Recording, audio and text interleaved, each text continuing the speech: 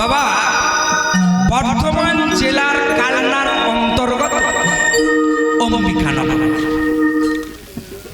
যেখানে দুদিন কীর্তন 3 দিন কীর্তন হয়। প্রথম দিন হবে অদ্বৈত, দ্বিতীয় দিন শ্রীবাস এই গৌরীদাস, আর 24 পর হলে অদ্বৈত শ্রীবাস গৌরীদাস 16 পর। তাই আজকে শ্রীবাস হয়ে গেছে, শ্রীবাস সঙ্গম কাল, আজকে গৌরীদাস। এটি আজকে বর্ধমান জেলার কালনার অন্তর্গত অম্বিকানগর। আচ্ছা মায়েরা, ভগবান গৌরীদাসের অঙ্গনকে এলেন, তো যে গৌর হরির দাস তার নাম তো গৌরদাস হওয়ার। গৌরীদাস হলো কেন? গৌরী হচ্ছে একটা মেয়ে ছেলের নাম, আর গৌর হলো একটা ছেলের নাম। গৌর একটা ছেলের নাম, কিন্তু সবাই বলে গৌরীদাসের অঙ্গ। তো গৌরী যে মেয়ে, তো গৌরী নাম হলো না গৌরীদাস। তাহলে পূর্বজন্মে কে ছিলেন? বা অম্বিকানগর, অম্বিকাও কিন্তু একটা মেয়ে ছেলের নাম, দেবীর নাম, সেটা হলো মা দুর্গার নাম। তাই অম্বিকানগর কে এলো কেন এবং গৌরী নাম হলো না? সত্য যুগে ছিল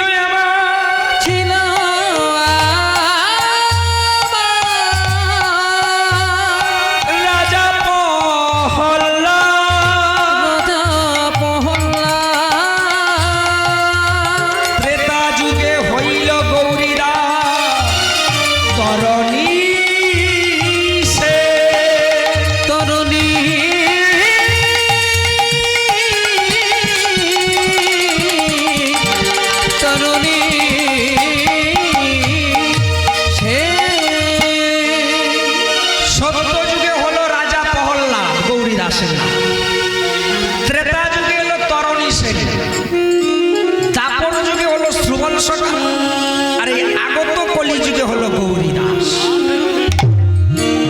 এবারে বাবা, এই যে গৌরীদাসের নামটাও কারণ আছে। গৌরীদাস মধ্যখানে একবার জন্ম নিয়েছিল বীরভূম জেলায় নানুর গ্রামে চণ্ডীদাস রূপে। বাবার নাম হলো দুর্গাদাস বাগচি, বাগদি নয় বাগচি। তো দুর্গাদাস বাগচি কি করলো? ওই বীরভূম জেলায় বাসুলি মন্দির আছে, ওই বাসুলি মন্দিরের পূজারী ছিল মা দুর্গাদাস বাগচি। তো প্রত্যেক দিন ওই বাসুলি দিঘিতে জল নেয় আর মা দুর্গার পূজা করে। রাজাদের তো মন্দির। একদিন দুর্গাদাস বাগচি বলছে, হরে চণ্ডীদাস, এই প্রত্যেক দিন এইখানে বড়শি ফেললেই হবে? তো এই দিঘিতে যে বড়শি ফেলছিস, ব্রাহ্মণের ছেলে পুজো আর্চা করতে হবে, মায়ের মন্দির আছে, ব্রাহ্মণ ছেলে যজমান ঘর বজাই করতে হবে। আমার বয়স হয়েছে, আমি কবে দেহ রাখবো, তোকে পুজো শিখিয়ে দেবো। প্রত্যেক দিন কি করলো? চণ্ডীদাস ওই দুর্গাদাসের সঙ্গে পুজো করতে যাচ্ছে। পুজো করতে করতে মায়ের পুজো কিছুটা শিখেছে, হঠাৎ করে কোনো বিপর্যয়ে দুর্গাদাস বাগচির হয়ে গেল মৃত্যু। চণ্ডীদাস চিৎকার করে বলছে, বাবা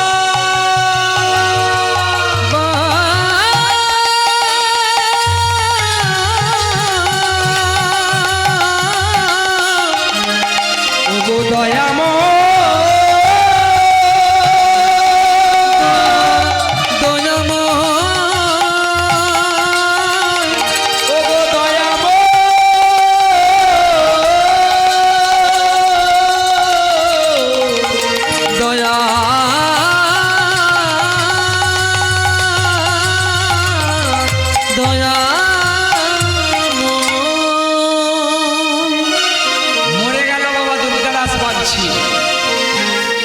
কিছুদিন পরে সাধ্য শান্তি করে অসুচ কেটে চণ্ডীদাসের উপর মায়ের ভার পড়ে গেল পূজা।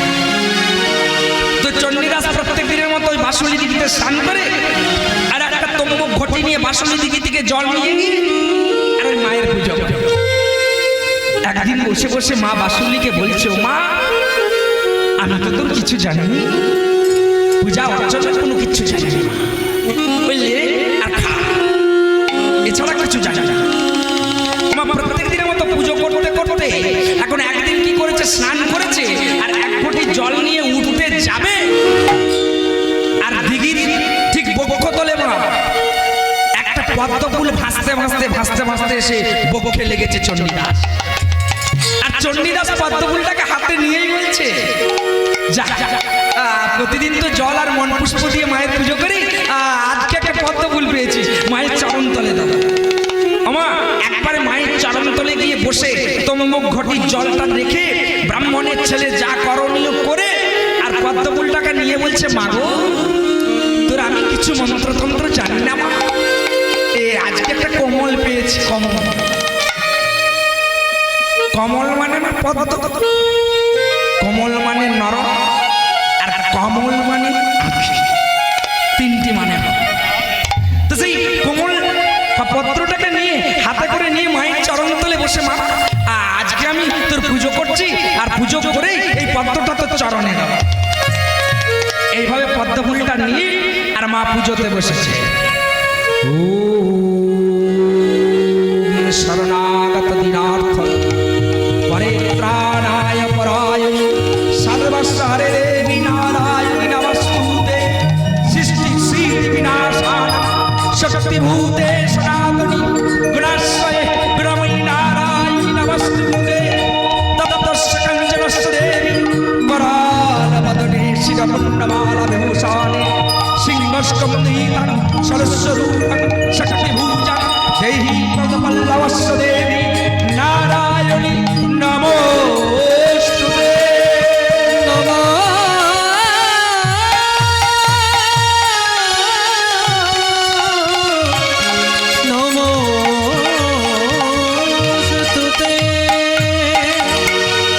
মায়ের চরণ তলে পুষ্পটি দিয়ে আমরা যেমন প্রত্যেকেই মাকে প্রণাম করি, মাথা অবনত করে প্রণাম করে উঠেছে, আর উঠেই মায়ের চরণ দিকে তাকিয়েই দেখছে কি আমার কি দেখছে গো, চরণের পুষ্পটা একবারে চরণে না থেকে মায়ের মাথা, আর তা থেকে পদকর্তা পদ লিখছে বাবা, আর পদকর্তা পদ বর্ণনা করছে মা কি বলছে গো, আরে আখি মেলি দেখে চরণে, আরে আখি মেলে চণ্ডীদাস দেখে চরণে, ও আখি মেলে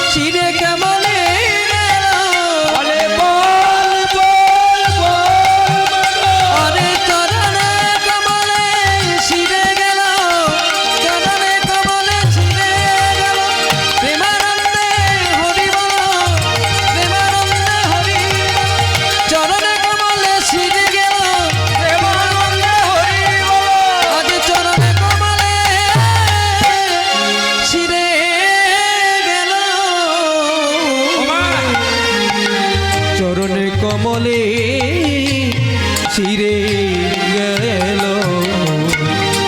বলছে মা তোর চরণে দিলাম, পায়ে দিলাম, কেমন করে পদ্মটা কম ছিঁড়ে গেল। ও মা সে তো পাথরের মূর্তি গো, কেমন ভক্তি দেখুন। সেই ভক্তি মার্গের জগৎ থেকে যখন মায়ের সঙ্গে কথা বলছে, মা বলবে না, তখন চণ্ডীদাস বলছে তুই আজকে আমার সাথে কথা বল, এই ফুলটাকে বলবি না, আমি আজকেই তোর সামনে ওই বাসুলি দিঘিতে গিয়ে জলে ঝাঁপ দিয়ে বিসর্জন। মন্দির থেকে চণ্ডীদাস বেরিয়ে আসছে,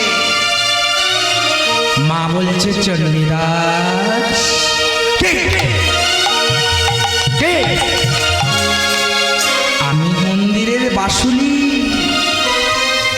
যে আমাকে বলছিলি না আমার চরণের ফুল মস্তকে এলো কিভাবে? আচ্ছা চণ্ডীদাস, তুই বলতো তোর মা বড় না বাবা বড়? মায়েরা মা বড় না বাবা বড়? শাস্ত্রের বচনে কয়ে বচনে কহে পিতা জননী যে হলো বড়, হলো বড়। এক পদে দাঁড়িয়ে পদকবি বলে মাগো মাতৃ জননী দশভুজা বড়। দশভুজা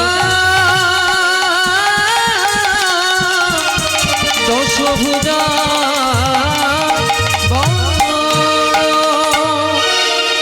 আমাদের ইহ জগতে জানতে গেলে বাবা পিতা, আর শাস্ত্রের বচনে জানতে গেলে মা মাতা বড়। আমাদের এত পুরুষ থাকতে মা মহিষাসুরকে বধ করেছে। তো বলল চণ্ডীদাস কেন বাবা বড়? এই চণ্ডীদাস, তাহলে বাবা যদি বড় হয় তাহলে বাবার চরণের পুষ্পটা আমি চরণে নেব না মাথায় নেব? চণ্ডীদাস বলছে বাবার পুষ্প কি বলছিস? বলছে এই নানুর গ্রামে এই পাশন্ডি জমিদারের ভয়ে কেউ কৃষ্ণ পূজা করে না, কেউ কৃষ্ণ পূজা করে না, বৈষ্ণবকে সহ্য করতে পারে না। একজন বৈষ্ণব আছে রামানন্দ দাস, তিনি গোপনে নির্বিঘ্নে কৃষ্ণ পূজা করে অর্ধরাত্রি ভোর হওয়ার আগে সেই চন্দন মাখানো পুষ্প প্রত্যেক দিন পূজার অসাধি ফুল এই বাসুলি দিঘিতে ভাসিয়ে দিয়ে যান।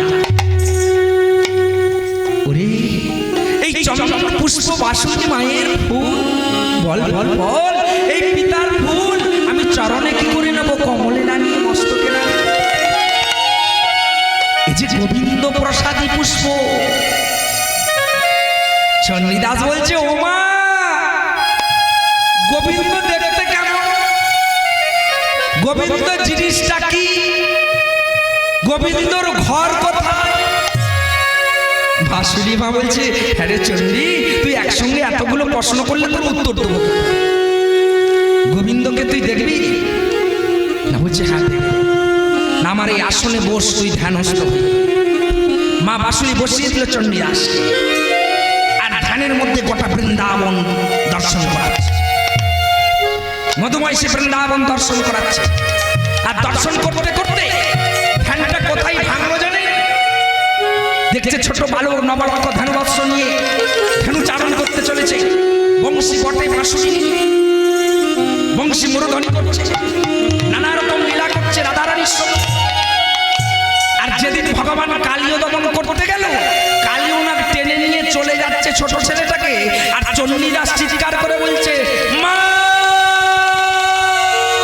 মা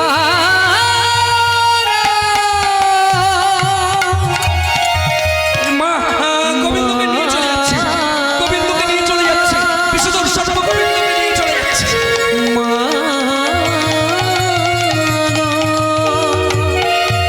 ধ্যানটা ভঙ্গ হয়ে গেল। আচমকা দেখেই দেখছে সন্মুখে বাসুরি। আমি কি দেখলাম? আমি গোবিন্দকে দেখলাম, গোবিন্দ নবরত্ন ধেনু নিয়ে চারণ করতে যাচ্ছে, ছোট বাচ্চা ছেলে 7 বছর বয়স, একটা বিষধর মাছ সর্পে টেনে নিয়ে চলে যাচ্ছে জলের মধ্যে। বাসুলি মা বলছে চণ্ডীদাস, আমি তোকে 3টে বর দেব, তুই চা। কি বর দিবি মা? না ইহ জন্মে তুই যখন কলিযুগে জন্মগ্রহণ করবি, তোর নাম হবে গোবিন্দ প্রসাদী। গৌরকে দর্শন করেছিস, তোর নাম হবে গৌরদাস। আর আমার নামের নাম হবে, তুই যে গ্রামে দর্শন করবি জন্ম নিবি সেই গ্রামের নাম হবে অম্বিকানগর। ওমা আর কি না, আরেকটা শেষ তোকে আশীর্বাদ করলাম, শেষ বর দিলাম তোর কাছে। জগন্নাথ ধাম দর্শন করতে গিয়ে ওই গৌরহরি যেদিন কাঁদতে কাঁদতে তোর কথা মনে পড়বে, সেদিন তুই ওই জগন্নাথ মন্দির থেকে ভগবান গৌরী যাবে অম্বিকা নগরে। গৌর তোর গৌরী দাসের অঙ্গনে হবে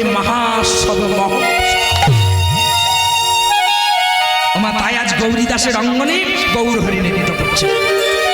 আর নৃত্য করতে করতে গৌরী দাসের ভাব জেগেছে। গৌর হরির কোন ভাব? না, জগন্নাথ দর্শন।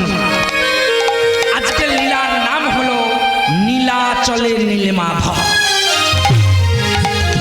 জগন্নাথ মন্দির প্রতিষ্ঠা। পুরী কে কে গেছে? কে কে গেছেন পুরী? এই এক দুজন। পুরীর যে মাহাত্ম্য, জগন্নাথের যে মাহাত্ম্য, অত বড় মন্দিরটা, কত বড় মন্দিরটা? অনেক বড়। অত বড় মন্দিরটা বালিয়ে চাপা পড়ে গিয়েছিল একদিন অত বড় মন্দির চাপা পড়তে পারে? লীলার মধ্যে শুনবো তো কেন চাপা পড়েছিল, জগন্নাথের চোখ বড় বড় হলো কেন, বা ওই মন্দির কে প্রথম প্রতিষ্ঠা করেছিল, কজন করেছিল, কোথায় জন্ম হয়েছিল, আমরা শুনব। তাই গৌরী নৃত্য করতে করতে গৌরদাসের অঙ্গন থেকে তিনি কি করছে, পূরবের আজকে পদকর্তা বর্ণনা করছে। আর বলছে, আরে নীল কৃষ্ণ মা সুভদ্রা,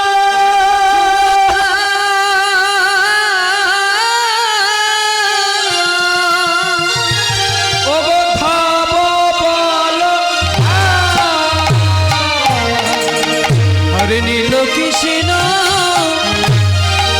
মা সুভদ্রা,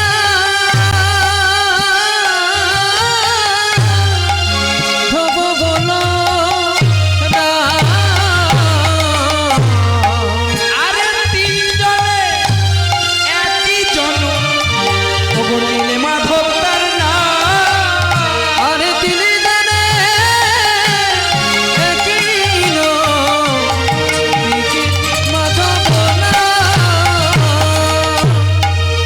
কি বললো? নীল কৃষ্ণ মা সুভদ্রা, ধব বলরাম। কৃষ্ণের রংটা কেমন? নীল। ধব বলরাম, বলরামের রংটা হচ্ছে সাদা। মা সুভদ্রা রবীন, তিনজনেই একজন, একই, তার নাম হলো নীলমাধব। নীলমাধবের আকৃতি কেমন? মা ভগবান দেখতে কেমন? নীলমাধব কেমন? নীল বলছে কথা। নীলটা কেমন দেখবেন, যমুনা যারা গেছেন বা পুকুরে খুব পরিষ্কার জলে যে গেছে, দেখবেন ওই দূরকে চলে এলেই মনে হচ্ছে নীল, কাছকে চলে গেলেই মনে হচ্ছে নীল, আর যখনই এইভাবে জলটাকে হাতে নিচ্ছেন তখন মনে হচ্ছে সাদা, মনে হয়। তাই ভগবান হলো নিরাকার, ওই জলের মতো, কখন যে নীল আর কখন যে সাদা। আমরা জলকে যেমন লক্ষ্য করি, আমরা জলরূপী কোনটা? মা মায়ার সংসারে জলরূপী ভগবানকে দর্শন করে আমার গাড়ি, আমার পুত্র, আমার সন্তান, আমার আমার করে সেই নীল জল দেখি, জল দেখি। তো এই তিনজনকে নির্বিঘ্নে পুজো করছে রাজা বিশ্বাবসু। কোথায়? নীলগিরি জঙ্গল। নীলগিরি জঙ্গল বলে একটি আছে মা, রাজা বিশ্বাবসু। বিশ্বাবসু বলতে কি সবচেয়ে নিচু জাতি, ব্যাট, তাহলে শিকার করা সর্বোচ্চ নিচু সেই জাতি নির্বিঘ্নে রাত্রিতে অন্ধকারে জঙ্গলের ভিতরে তিনটি মূর্তি পুজো করছে। আর কেন পুজো করছে বাবা? এই যে কলিজি বৈষ্ণব ব্রাহ্মণ নাই, যদি নিজ কুলে জাতি যদি সে পুজো করতে পারে নির্বিঘ্নে, এই যে 24 পর, 8ম পর, 16 পর যে করছি, কেন ব্রাহ্মণ বৈষ্ণবকে ডেকেছি? আমরাও তো করতে পারি। তাহলে ওই নিজ জাতিটি পুজো করছে কেন? ওই রাজা বিশ্বাবসু পূর্বজন্মে গেছে, বা কেন পুজো করছে? কোন যুগে বলেছিল যে তোর হাতে পুজো? আমাদেরকে এই আসো লীলা শুনতে গেলে মা ত্রেতা যুগ থেকে শুনতে। ত্রেতা যুগে রামচন্দ্র যখন 14 বছরের জন্য বনবাসে গেল, 14 বছরের জন্য বনবাসে থাকতে থাকতে যখন মা সীতা রানীকে রাবণ রাজা তুলে নিয়ে চলে গেল, কাঁদতে কাঁদতে সীতা বিহন রামচন্দ্র হাঁটতে হাঁটতে ছুটতে ছুটতে গেল কোথায়? কিষ্কিন্ধার জঙ্গলে। কিষ্কিন্ধার জঙ্গলে এইভাবে গালে হাত দিয়ে বসে বসে রামচন্দ্র কাঁদছে আর বলছে, ওগো সীতা, তুমি কোথায় গেলে? মা যে অন্তর্জামী যার কথায় একটা পাতা নড়ে সে কি জানতো না সেটা চুরি হবে? রাবণ রাজা কি সত্যিই চুরি করেছিল? বা চুরি যে করেছিল ভগবান কি জানতো? ভগবান নিজে দিয়েছিল, ভগবান নিজে সেটাকে দিয়েছিল। আমাদের মতো কলির জীবকে দেখানোর জন্য আমরা সবাই বলি রাবণ রাজা খুব খারাপ, যে সাধু সেজে মেয়ের চুলের মুঠি ধরে রথে তুলে নিয়ে যায়, সে কোনোদিন ভক্ত হতে পারে? হ্যাঁ, লঙ্কায় একমাত্র ভক্ত ছিল দুজন, প্রথম হচ্ছে রাবণ আর দ্বিতীয় হচ্ছে তরণী সেনের বাবা বিভীষণ। আমাদের ঝগড়া হলেই বলি ঘরের শত্রু বিভীষণ, বিভীষণ শত্রু নয়। কেন নিয়ে গিয়েছিল? দুটো কারণের জন্য। দুটো কারণে কি না, একটা সাধু সন্ন্যাসীদের, যে কলির জীব এসছে, সাধু সন্ন্যাসীদের আচার বিচার শেখানোর জন্য। যে বাবা সন্ন্যাসী হবে তিনটে জিনিস সে করবে না। কি করবে না? গৃহস্থের সম্মুখে এসে বলবে না ভিক্ষা দাও। যে প্রকৃত সন্ন্যাসী হবে তিনি রাস্তায় নাম করতে করতে যাবে, আপনার যদি দয়া হয় পিছন ফিরেও নেবে না। আর এখন চলে গেলে, বাইরে থেকে বেরিয়ে গেলে আমি 50 টাকা দেবো বলছিলাম বাবা, হ্যাঁ উনি সাধু। আর একটা কি না, সাধু হচ্ছে কোনো গৃহস্থ বাড়িতে সেবা করবে। বলছে মা আমি ভিক্ষা করে আসি, তোদের হাড়িয়েই করে রাখবি, একটু মেজে টেজে করে রাখবি। আর দ্বিতীয়টা কারণ কি না, সাধু কোনোদিন গৃহস্থ বাড়িতে রাত্রি যাপন করবে না। আর এখন রাত্রি যাপন করছে আর বলছে একটু চরণে তেল তেল ভাগিয়ে মালিশ করে দিবি। সাধুর কাজ হচ্ছে শুধু কোবনিটা পরা। মহাপ্রভু যেটা করেছিল সন্ন্যাস নেওয়ার সময়, কোবনিটা নিয়ে গিয়েছিল। বলল যেদিন গোবিন্দ ঘোষ সঞ্চয় করেছিল, বলল কালকেও তো হরি তুমি চাইবে, আজকে একটা রেখে দে, তুলে নিলে। বলল গোবিন্দ জগন্নাথ দর্শন তোমার দ্বারা হবে না, হবে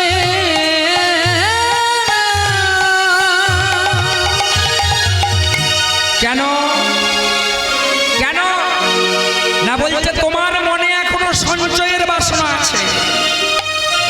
আমি এত বড় বাড়ি করবো, এত বড় গাড়ি করবো, এত বড় সব করবো, কিছু করবো, সঞ্চয়ের বাসনা থাকলে কোনোদিন মা সাধু হওয়া যাবে না। তাই বললো সঞ্চয়ের বাসনা যদি থাকে আমি সঙ্গে ওগো নাহি তো নাহি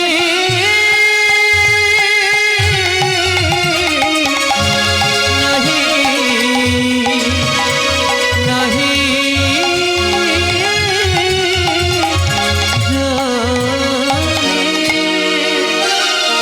রাবণ। দুটো কারণ। কি কারণ? সাধুদের শিক্ষা দেওয়ার জন্য। আর আরেকটা কারণ যে সীতাকে যদি আমি চুরি করে নিয়ে যাই, আমার লঙ্কায় তুলসী প্রতিষ্ঠা হবে। তুলসী সীতা হচ্ছে লক্ষ্মী প্রতিষ্ঠা, হলে তুলসী প্রতিষ্ঠা। আর তুলসী প্রতিষ্ঠা হলে মহাপ্রসাদ দিতে হবে, প্রসাদ করতে হবে। আর প্রসাদ যদি প্রতিষ্ঠা করতে হয় তাহলে ভক্ত ডাকতে হবে। আর ভক্ত যদি এসে যায়, ভক্তের চরণ ধুলি করবে, আর চরণ ধুলিটাই আমার জীবনে ধন্য হয়ে যাবে। তো নিয়ে গিয়ে অশোক কাননে রেখেছিল বাবা। যার 10-12,000 10,000 যার বউ, সে সীতাকে অশোক কানন, যেখানে কোনো শোক নেই। হ্যাঁ, তাই কি করলো? কিষ্কিন্ধার জঙ্গলে বসে বসে কাঁদছে। আর এইদিকে ওই রাজ্যের রাজা, বানর রাজা হচ্ছে বালি, আর তার ভাই হচ্ছে সুগ্রীব। দুজনে জামা জোড়া একই রকম দেখতে। রাজা বিশ্বাবসু কেন নীলমাধবের পুজো করছে সেই লীলাটা হচ্ছে। মাঝে মাঝে আমি জিজ্ঞাসা করব, পেছন দিকে জিজ্ঞাসা করবো যে কি বলে গেলাম, বলতে পারবে তো? হ্যাঁ, কেমন শুনছেন দেখব। সব বলে দিন। আমার বেটিটা আমাকে টাকা দিয়ে দিয়ে বলেছে ঘরে বাইরে কীর্তন করতে যাও, টাকা লাও, আমরা দিয়ে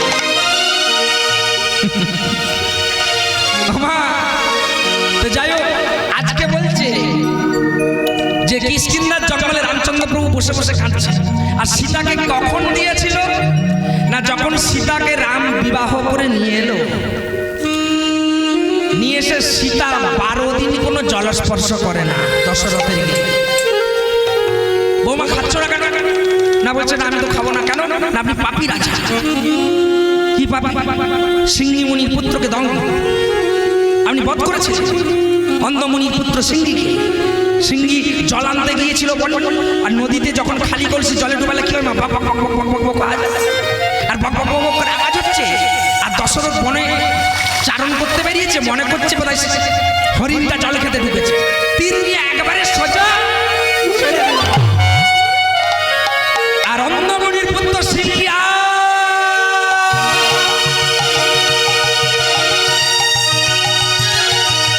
মরে গেল, বান মেরে দিয়েছে। বললে আপনি পাপী রাজা, আপনি হত্যা করেছেন, আপনার ওখানে জল স্পর্শ করবো না। না মা, তাহলে কি করলে জল স্পর্শ করবে? না, এই রাজ্যের মধ্যে যে নিষ্ঠা ব্রাহ্মণ আছে, সেই ব্রাহ্মণকে নিয়ে এসে যদি সেবা করাতে পারেন, তার প্রসাদ উচ্ছিষ্ট আমি গ্রহণ করব, করে আমি এই বংশে আমি জল স্পর্শ করব। আচ্ছা মা, তুমি বলে দাও এইখানের মধ্যে কে ভালো ব্রাহ্মণ আছে? না, বললে একমাত্র লঙ্কার রাজা রাবণ। রাবণ, রামচন্দ্র প্রভু রাবণকে নিমন্ত্রণ করল, বললো আমার বাড়িতে যেতে হবে, সেবা নিতে হবে। না, বললো যাবো।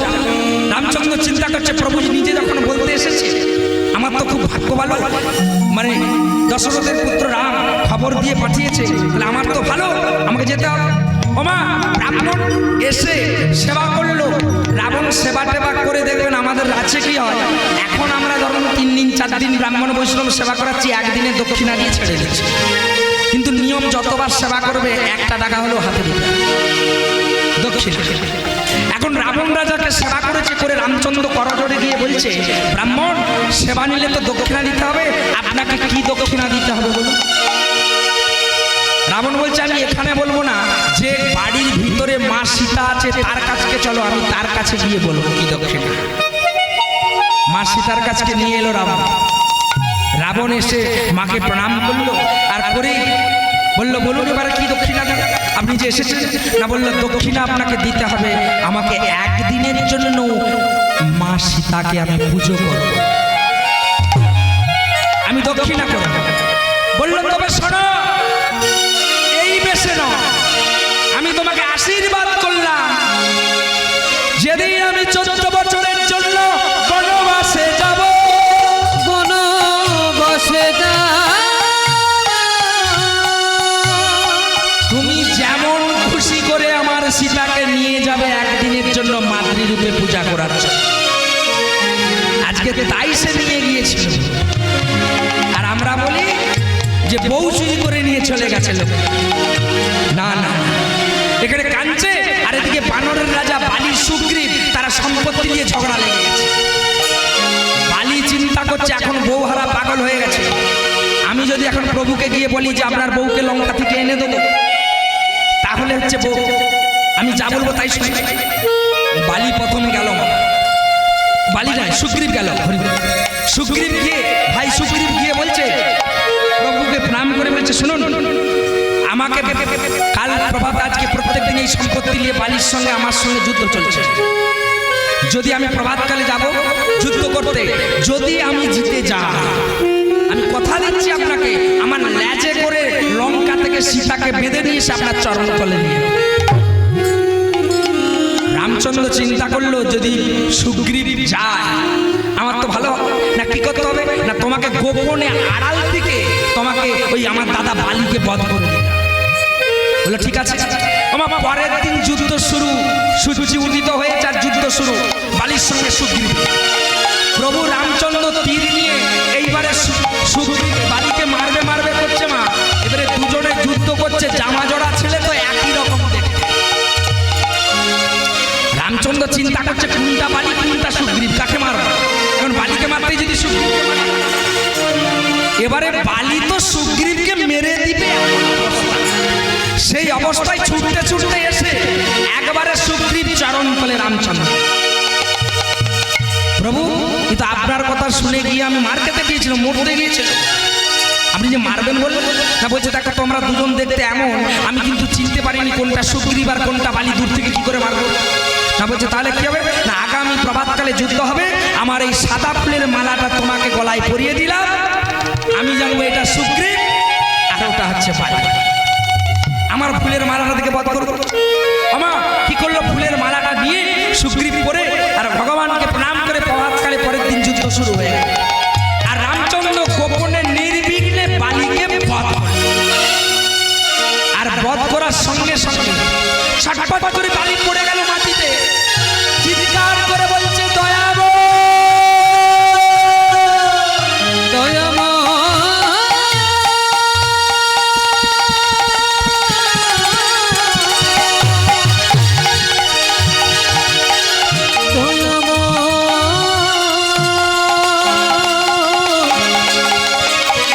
গোবিন্দ গোবিন্দ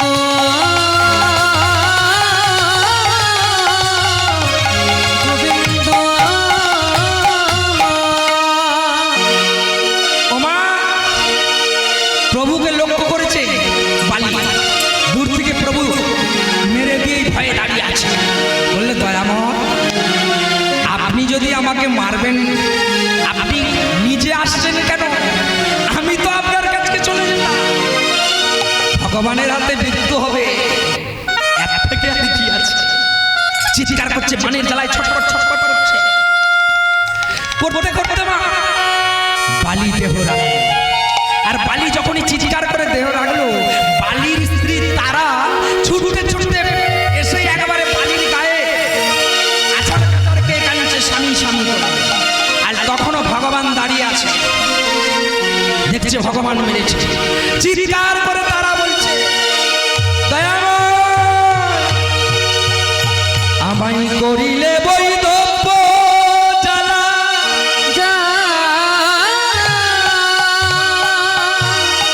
ছাড়িলে সারা জীবন স্বামী জীবনে স্বামী রে।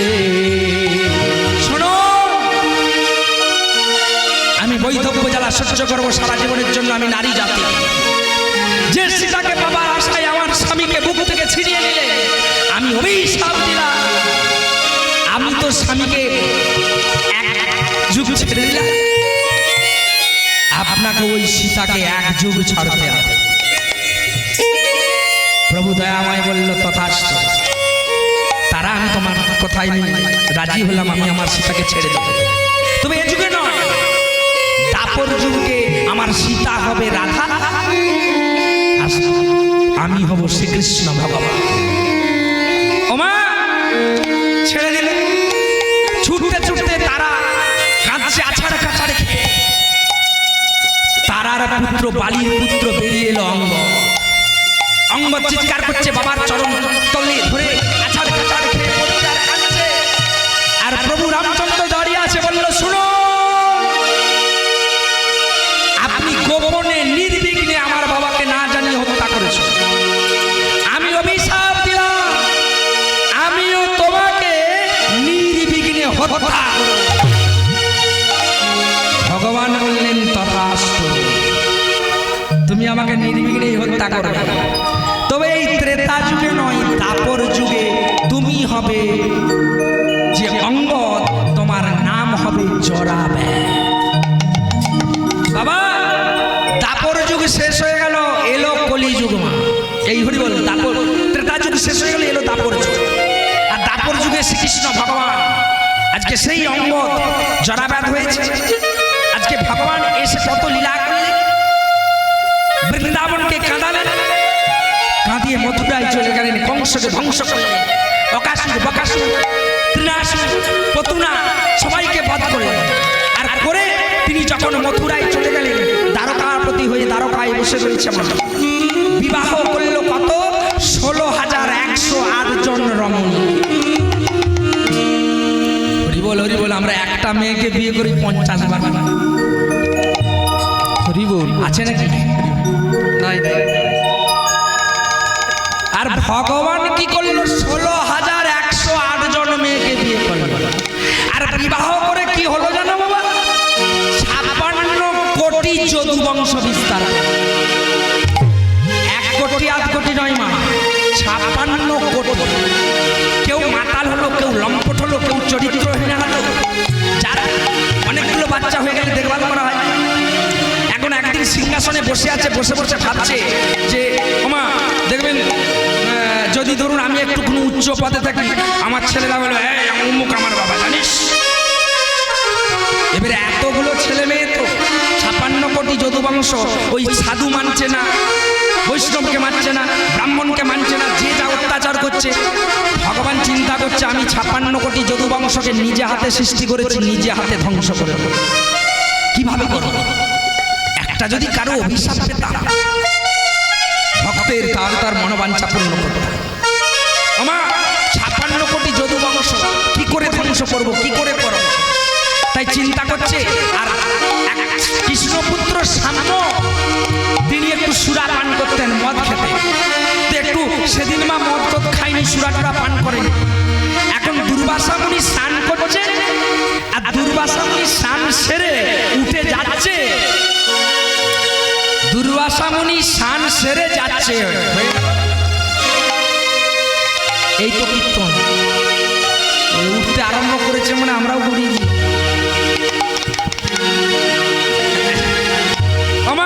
চিন্তা করছে আজকে দুর্বাসা মুনিকে ব্যঙ্গ করো।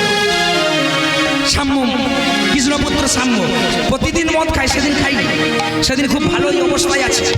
আর দুর্বাসা মুনি আসছে, একটু দূরে আসছে, আর আস্তে আস্তে কি করলো, রাস্তার গায়ে একটা মুসল পড়ে আছে, লোহা, লোহাটাকে ভালো নাম মুসল, একটা ঠিক এরকম মুসল পড়ে আছে। তিনি তাড়াতাড়ি কি করলো, মুসলটাকে পেটের ভিতরে ঢুকিয়ে দিয়ে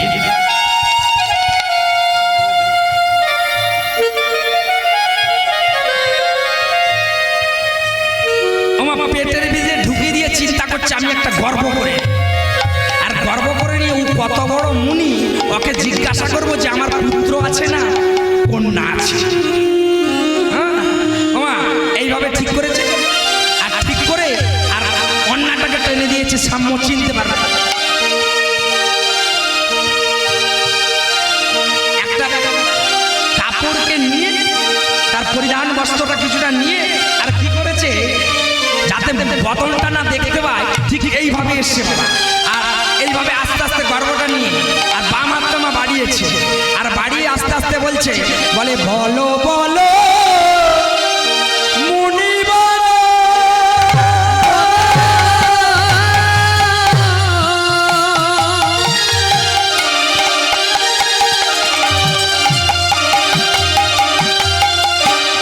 ও বই হস্ত দেখে বলো,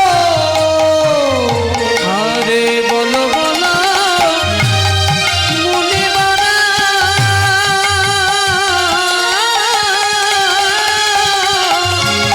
হস্ত দেখে বলো,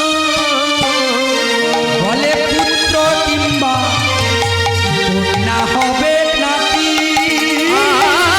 আর পুত্র কিনা কন্যা হবে নাকি, বলে ছেলে হবে না মেয়ে হবে, আর ছেলে হবে না মেয়ে হবে। ওমা এইভাবে মাথাটা ঢাকা দিয়ে বাম হাতটা বাড়ি দিয়েছে, একটা পুরুষের হাত আর একটা নারীর হাত বাম হাতটা দেখলে বুঝতে পারবে না, আর গর্বে মুসলটা তো নিয়েছে, আর ভগবানকে এই দুর্বাসা মুনির সামনে এসে বলছে বলো বলো ছেলে হবে না মেয়ে হবে, পেটটায় হাত দিয়ে দেখাচ্ছে। এখন তাড়াতাড়ি দুর্বাসা মুনি ধ্যান করেই দেখছে সাম্য আমাকে ব্যঙ্গ করছে। দুর্বাসা মুনি চিৎকার করে বলছে সাম্য, যখনই সাম্য বলেছে তাড়াতাড়ি মাথার ঢাকাটা খুলে দিয়েছে। তোমার এত বড় আস্পর্ধা, তোমার বাবা ভগবান কৃষ্ণচন্দ্র দ্বারকাপতি রাজা বলে তুমি সাধু সন্ন্যাসী কাউকে মানো না, তুমি একটা মুসলকে নিয়ে তুমি আমাকে আমার সঙ্গে বঞ্চনা করছো। তবে শোনো, এই মুসলটা তুমি গর্ভে ধারণ করবে 10 মাস 10 দিন, এই মুসলটা 10 মাস 10 দিন বের হবে, আর এই মুসল থেকে হবে তোমার 56 কোটি যদুবংশ ধ্বংস ধ্বংস ধ্বংস। ওমা যখনই মুনি বলেছে এবারে তো এখানে কাপড় খুলছে, সে মুসল তো পেটে ঢুকে গেছে মুনির তেজে, এবারে পেটটা নাড়াচাড়া করছে, সে লোহা তার বেরোনি। এখন দ্বারকাপতি ভগবান বসে বসে পা নাড়াচ্ছে, চিন্তা করছে কারো যদি একটা অভিশাপ পড়তো, কারো যদি একটা অভিশাপ পড়তো। আর সাম্য পেটটি ভুটকা করাকে নিয়ে গিয়ে দাঁড়িয়ে আছে, বাবা কৃষ্ণ দেখেই বলছে এ কি রে সাম্য, তুই ছেলে তোর গর্ব হলো কি করে? দুর্বাসা মুনিকে আমি বাবা ব্যঙ্গ করছিলাম, আর ব্যঙ্গ করতে গিয়ে কি করেছে, আমার হাত দেখিয়েছিলাম পুত্র হবে না কন্যা হবে, বলছে এই মুসলকে তুমি গর্ভে ধারণ করেছো করবে? এই মুসল 10 মাস 10 দিন গর্ভে থাকা, আর এই নারীদের মতো 10 মাস 10 দিন পর মুসলটা বেরো, আর মুসলটা বেরোনোর পরে আমাদের এই যদু বংশ 56 কোটি ধ্বংস হবে। ভগবান বলছে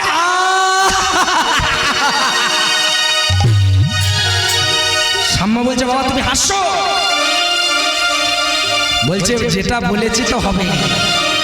ওমা কিছু ফাটাফাটি লাঠালাঠি করলো, হ্যাঁ কিছু 56 কোটি ধ্বংস হয়ে গেল। এবারে এই মুসলটা 10 মাস 10 দিন পরে গর্ভ থেকে বের হলো, আর বের হওয়ার সঙ্গে সঙ্গে বললো বাবা আমি এই মুসলটা কি করব? না বলছে এই মুসলটা তুই গিয়ে প্রভাস নদীর তীরে ঘষে ঘষে ক্ষয় করে দিবি। বলছে ঘষে ঘষে ক্ষয় করে দিবি। বাবা ঘষে ঘষে ঘষে ঘষে ঘষে ঘষে লোহা তো ঘষে মা পাতা, আর ঘষতে ঘষতে ঘষতে ঘষতে নদীর জল লেগে লেগে একটা উদ্গারিত গরল সৃষ্টি হলো, ফেনা।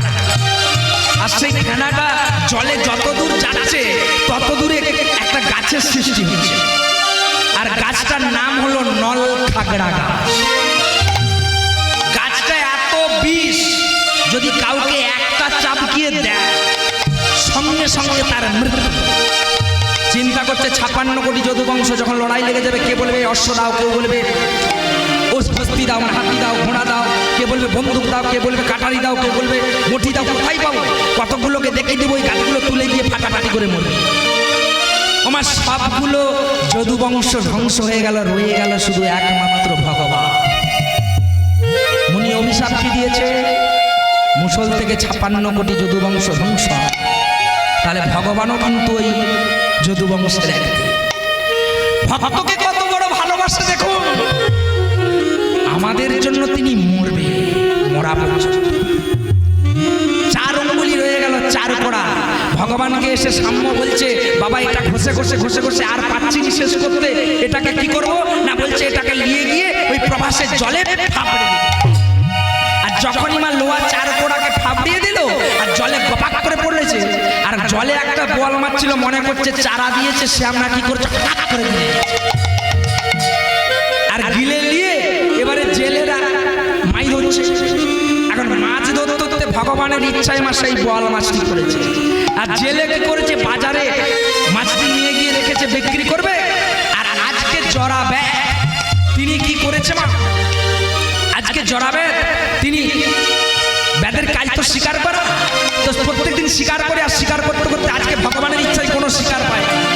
এসে জড়া বলছে শুনছিস আজকে কোনো মা শিকার হয়নি রে, আমি একটু বাজার থেকে যাই একটু মাছ নিয়ে আসি। আর জড়াবেদ কি করলো, সেই ত্রেতা যুগের অঙ্গদ হয়েছে জড়াবেদ বলেই গেলাম। সে কি করেছে, ওই বাজারে ঢুকেই দেখছে বড় মাছ। জেলেকে বলছে মাছের দাম কত আমাকে দিয়ে দাও। কিনে নিয়ে গেছে, গিয়ে তার স্ত্রীকে বলছে মাছটা তাড়াতাড়ি কাট, আমি স্নানটা করে এসে কেটে ভাজ। আর মাছটা যখনই কাটতে গেল সেই 4 অঙ্গুলি মুসলের লোহাটা চকচকা বেরিয়ে গেল। এখানে কি বলেছে গো, মুসল থেকে যদু বংশ 56 কোটি ধ্বংস। দুর্বাসা ভগবানের কেমন ইচ্ছা। এইবারে যখনই লোহাটা বেরিয়ে গেছে তার স্ত্রী বলছে শুনছো কি হলো? না বলছে দেখো মাছের পেটে একটা কেমন 4 অঙ্গুলি একটা কি সুন্দর চকচক করছে লোহা। এবারে ব্যাদের কাজ হচ্ছে মা শিকার করার যন্ত্র তৈরি করা। এই দে দে দে দে দে খুব সুন্দর লোহাটা জানিস, কামার ঘরে গিয়ে বললো একটা 7 নলা ফলা বানিয়ে আমি শিকার করব, একসঙ্গে এমন মারবো যেন 7টা পাখি। বাবা একটা ফলা করে নিলেন, আর ফলা করে নিয়ে আমার ভগবান কি করছে এখানে দ্বারকায় চিন্তা করছে আমি 56 কোটি যদু বংশ ধ্বংস করে দিলাম, আমি জীবনে কি করলাম। বৃন্দাবনে রাধারানীকে কাদালা কাদালা, মা যশোমতীকে আমি কাদালা কাদালা, ব্রজবাসীদের কাঁদিয়ে আমি 100 বছরে জন্য তারকার প্রতি রাজা হলাম। রাজা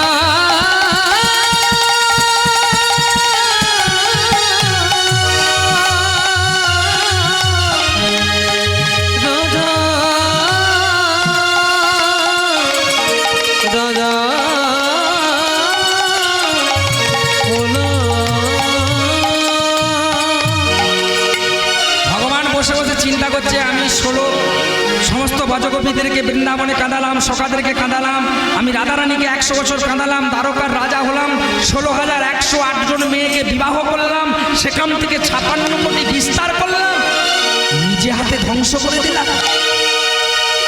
আমার লক্ষ্য করে দেখবে, যখন খুব নির্বিঘ্নে চিন্তা করবেন কোনো জায়গায় বসে, দ্বারকাপতির সিংহাসনে বসতে তিনি ওখান থেকে এসে বসে বসে চিন্তা করছে কোথায় প্রভাসের তীরে একটা নিম গাছের ডালে উঠে পায়ের উপরে পা ভগবান দিয়েছে, রক্ষিণী আলতা পরে দিয়েছে রাঙা চলবে, আর পায়ের উপরে পা দিয়ে বসে বসে নাড়াচ্ছে আর চিন্তা করছে আমি কি করলাম।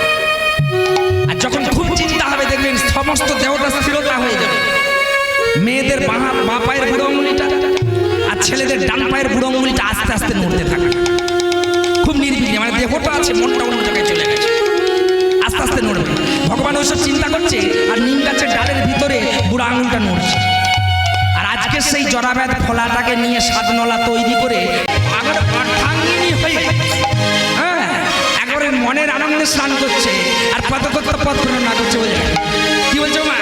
বলে অঙ্গের অবসর খুলিয়া আসন করিয়া ললিতা বসে, রঙের বসন করিয়া বসে বসে গান মজিতে থাকে, অঙ্গের বসন করিয়া বসে বসে ধনী গান মজিতে থাকে। বলে ধনী গরব করিয়া আসন পাতিয়া, ধনী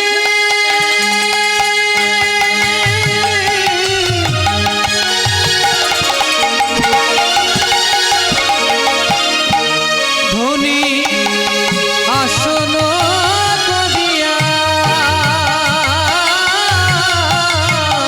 আমি অঙ্গের আসন করিয়া আসন পাতিলেন মন সুখে। ধনী অঙ্গের বসন করিয়া বসে বসে গান হারিতে থাকে। ধনী বসে বসে গা মাজতে থাকে, ধনী বসে বসে গান মজিতে থাকে। ধনী বসে বসে গা মাজতে থাকে। ধনী বসে বসে গান মজিতে থাকে। ওমা সে অর্ধ বসনকে খুলে দিয়েছে, মানে অর্ধেকটা বসনকে পাথরে মিলিয়েছে অঙ্গের নীল বসনটা, আর অর্ধেকটা জলে ছেড়ে দিয়েছে, আর ছেড়ে দিয়ে ধনী কি করছে জল ছিটকাচ্ছে আর গা মাজছে, মানে সাবান মাখছে গরম করে। আর এখন এদিকে কি করেছে মা, পুরোটা কাপড়টা স্নান করেছে, একবারে পুরো স্নান করে আর অর্ধ কাপড়ে একবারে উঠেছে, আর উঠে আস্তে আস্তে কি করেছে মা, ঘাটের উপরে উঠেছে, অর্ধেকটা কাপড় এইভাবে গুজা আছে আর অর্ধেকটা কাপড় এইভাবে চলেছে। কি বলছে গো কত কথা?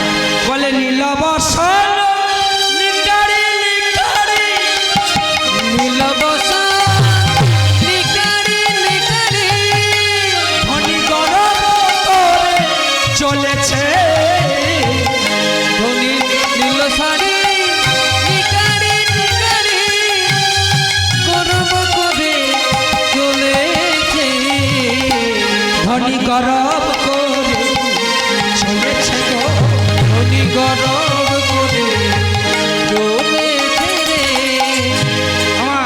এরকম অর্ধেকটা বসন নিচুড়েছে, আর নিচুড়ে দেখবে এখন তো আমাদের বইয়ের চুল নেই, আছে মানে কেন কেটে কেটে কেটে কেটে কেটে কেটে চলে গেছে।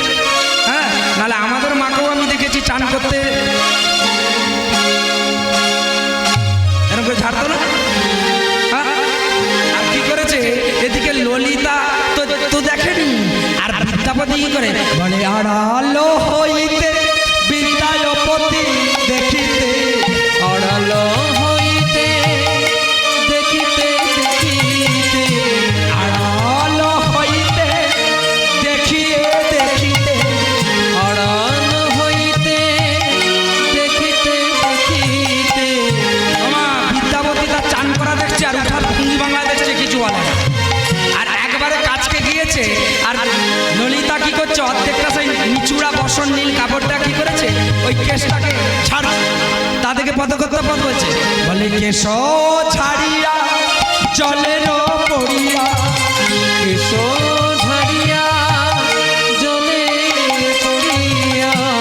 আমার যাদের চুল আছে এখনো ঝাড়ে, আর ডগের দিকে দেখবেন টপ টপ টপ টপ করে জলগুলো পড়ছে, আর টপ টপ করে পড়ছে। বিদ্যাপতি দূর থেকে মনে মনে দেখছে, মানে চান করছে তো, সে তো অন্য জায়গায় চলে গেছে। বিদ্যাপতি মনে করছে বোধহয় ওই জলের ধারাটা একটা একটা পড়ছে, মনে করছে যে বলে মুক্ত যেন পরে মনে, মুক্ত যেন ঝরে পড়েছে, মুক্ত যেন পড়িতেছে। আজ মুক্ত যেন পড়িতেছে। বলে ললিতা যে কেশ ছাড়িছে, যেন মুক্ত যেন ঝরে পড়েছে। আরে বিদ্যাপতি অঞ্চল পাতিছে, আরে মুক্ত যেন ঝরে পড়েছে। আরে বিদ্যাপতি অঞ্চল পাতিছে। যেন মুক্ত যেন ঝরে পড়েছে। মামা ই তো ঝেড়ে ঝেড়ে ঘর চলে যাচ্ছে, আর বিদ্যাপতি পেছনে আঁচল পেতে পেতে যাচ্ছে, মনে করছে মুক্তা পড়ছে। আর একটু যাওয়ার সঙ্গে সঙ্গে যখনই আমার ললিতা কি করেছে এইভাবে আর দিকে তাকিয়ে ঝাড়ছে, তখনই দেখছে বিদ্যাপতি তাড়াতাড়ি ঠাকুর, ছি, ছি, ছি, ছি, ছি, ছি, ছি, ছি, ঠাকুর, ঠাকুর তুমি এখানে এসেছো? ছি, ছি, ছি, ছি, ছি। আমার তাড়াতাড়ি কাটাই ঢাকা দিয়ে চলেছে, চিন্তা করছে আর দেরি করা যাবে না, বাবাকে সব বলতে হবে। আর এদিকে বিদ্যাপতি চিন্তা করছে যা হবে হবে, মার খাই খাবো, আজকে আমি বলে দেব। খেতে বসেছে বিশ্বা বসু, আর বিশ্বা বসু খেতে বসেই আর এদিকে বিদ্যাপতি বলছে, মহারাজ বলুন আর্য আমি কি করতে পারি বলুন।